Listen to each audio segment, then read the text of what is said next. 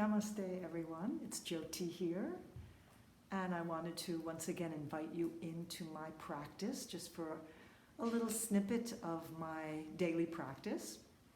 And today I want to show you how I practice shoulder stand, because that is such a powerful pose, and Dharma Mittra, the great yoga master Dharma Mittra, called this, I think he called it the mother of all poses or the queen of all poses, because it has so many wonderful benefits. However, shoulder stand can also does have some risks and some contraindications for people who have any neck issues. So I want to show you a way to practice it safely that can actually really free up your shoulder stand practice in a brand new way. And so let me show you the way that we do it without any props assisting, and the difference between that and using the props. So I'm going to come over to my mat here. And shoulder stand is, of course, one posture that you don't want to do right away at the beginning of your practice. You want to make sure that you warm up with all the different movements of the spine and lots of breath, and get your body warmed up before you do this pose. So I'm beginning with my thighs hugged in toward my chest and toward my ribs, and rocking side to side. Sometimes it's also good to do a little bit of spinal rocking this way. Really invite some energy into the whole spine and all the nerve endings that run along the spine up into the shoulders. You're not going to actually rock onto your neck. So once you're warmed up, let's just assume that you've done some other postures and warm-up moves, maybe some sun salutations to really open up the body. To come into shoulder stand, you want to be able to have a little swing of the hips. So lifting up, get a little bit of momentum moving, lifting up and bringing your hands to either side of the sacrum, and then tucking the elbows close together. That's really important, to get the upper arms underneath behind the back rather than having them slip out to the side. I like to actually come into my plow pose first and be able to, once I've got my feet down and plow, which I know not everybody can do, but if it's available to you, that's a really good way to kind of get that adjustment of elbows closer together. And then supporting myself on either side of the spine here, I'm going to lift up into my shoulder stand. Now, this pose actually puts a lot of pressure on the back of the neck. And for me, for my body at my age, it's not healthy or good for me to push it too much. So I like to invite a little bend in the hips here.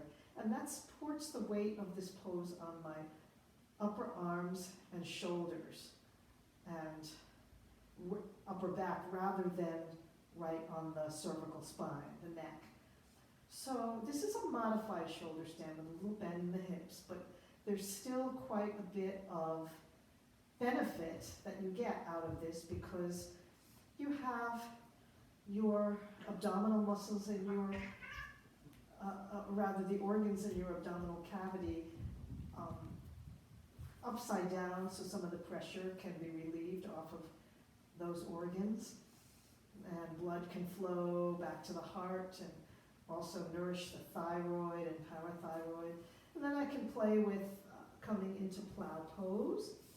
And once the feet are curled, toes are curled under, and I can press back through the heels and they're firmly anchored down, then I can clasp my hands in yoga mudra and even tuck my shoulder blades a little closer together, lifting my sit bones to the sky. And I've still got a little roundedness in the spine here, because I don't want to place all of the weight onto my neck. So this is, in a way, modified as well.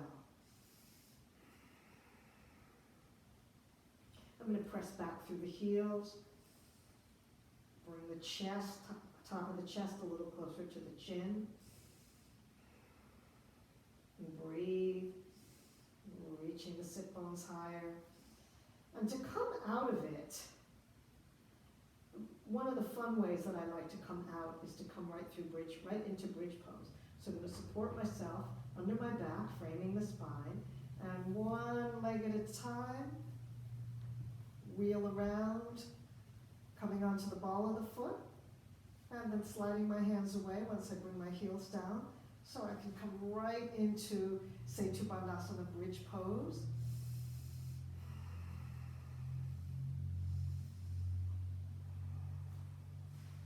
And then lower down from there. And it always feels nice afterwards to hug the thighs in. Maybe come into happy baby pose.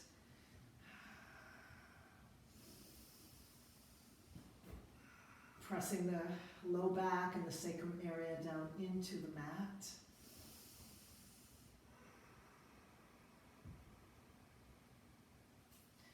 And then releasing. Taking a moment, it's nice to take a moment in Shavasana to integrate that. And traditionally, after shoulder stand, the fish pose is done to bring an opposite movement to the spine, because when you're in your shoulder stand and plow, you're in this deep flexion of the upper back and the neck. So to come into opposite movement, tuck the arms underneath the body, legs straight, you're going to be sitting on the backs of your hands. And really draw those shoulder blades close together so the heart spreads. And then press into the elbows and forearms to lift the upper arms and let the crown of the head just lightly touch the mat.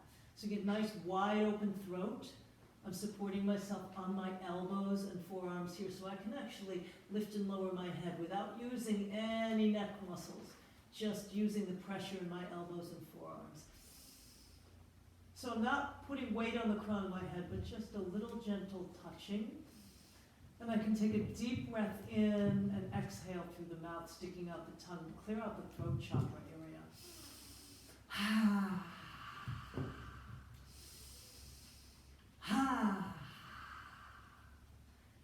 To come out, I press into the elbows to lift up a little bit and bring the back of the head down. Take another moment in Shavasana, just feel the tingling and aliveness. Allow the pose to reverberate inwardly.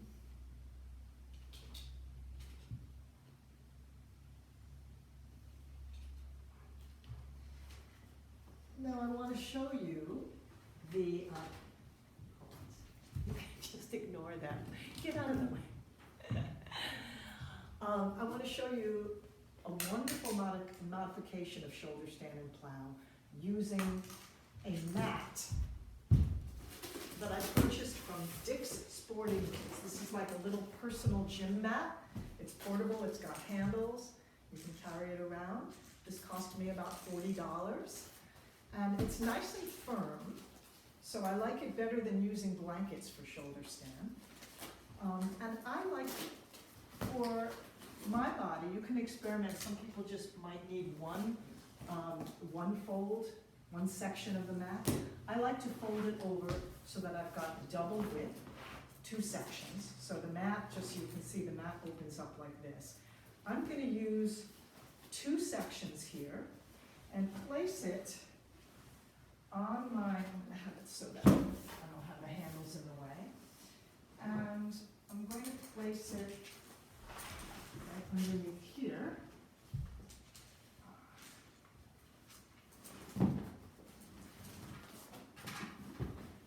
Like to have a mat over it so that gives me a little bit of traction here, a little bit of non-slip surface. And then I'm going to lock down so that the edges of my shoulders are just about to the end of this cliff here. And you can see that I can get my hand underneath. I've got lots of space between the cervical spine, the neck, and the floor. So I'm not going to be putting any pressure on the back of the neck. So that makes it safe for me to go straight up in the air when I come into my shoulder stand. So I'm going to bend my knees. And the trickier part here is getting that lift to make sure that you don't go all the way over and hurt your neck. So do it mindfully, do it carefully, tucking the elbows underneath. You can come into your plow first. It's a little further for the feet to reach the floor. And as you come up, just want to show you, as you come up, your shoulders are going to come forward a little bit. That's why you want to give it maybe a half an inch or an inch or so below the edge of the cliff, so that when you do come up, you can adjust, tucking the shoulders underneath. Shoulders will be just about level with the edge of the cliff here. Now I've got lots of room. I can get my whole hand, my whole arm underneath my head. And because of that, I can get full lift without any pressure on the cervical spine. So now I have that straight up and down, beautiful alignment here, where my hips are in line with my shoulders, but there's no pain, no pressure on the neck. Lots of space. Enjoy the benefits of the blood from the lower extremities pooling down to the heart to nourish the heart. And with a little bit of compression of the chest pressing in toward the chin, it gives the thyroid area and the parathyroid the squeeze and soak benefit, kind of wringing it out like a sponge. And then when I come out of it, fresh prana and life energy can come into that area. I can take one leg down into plow pose, get a really nice stretch in the back of the leg. One leg at a time. I can also go wide, or maybe come into a bound angle, Baddha Konasana, get a hip opening practice here. I can come into eagle legs. So there's lots of variations you can do once you can get into this nice uplifted expression of the pose. And of course, legs can float down either straight or stay bent. You can have bent knee with the inside of the knees framing the face, or come into full plow pose.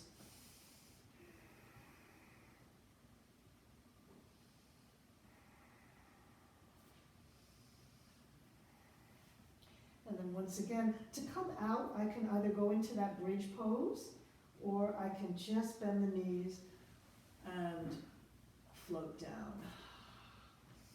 Taking a moment here before coming into fish or any other pose. And one other helpful tip here, if you find it hard to get up, to get that momentum to lift up into shoulder stand, you could do it against the wall. You don't want the mat all the way against the wall. You want to give yourself a little space depending on the length of your torso.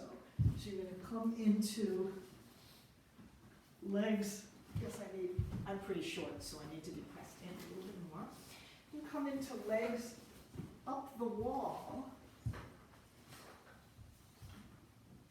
and then press into the wall. I hope Hanuman doesn't mind here. I'm pressing my feet into him. And then coming into, so what I'm doing is starting with a bent knee shoulder stand, which is a really nice modification for beginners, for people that need a little more support. And then coming into my full shoulder stand. And then to come out, my feet can go against the wall and roll down. So I can do that with ease and control. And then of course, at the end, just taking a moment to integrate, coming into Shavasana. If you have time for that, it's always good to just let all the prana come streaming in to all of the places where you've opened up, created openings in your body physically and energetically. And that is my little sharing this morning about shoulder stand and plow, and I hope that you have fun with that and explore it safely and joyfully. Thank you so much. Namaste.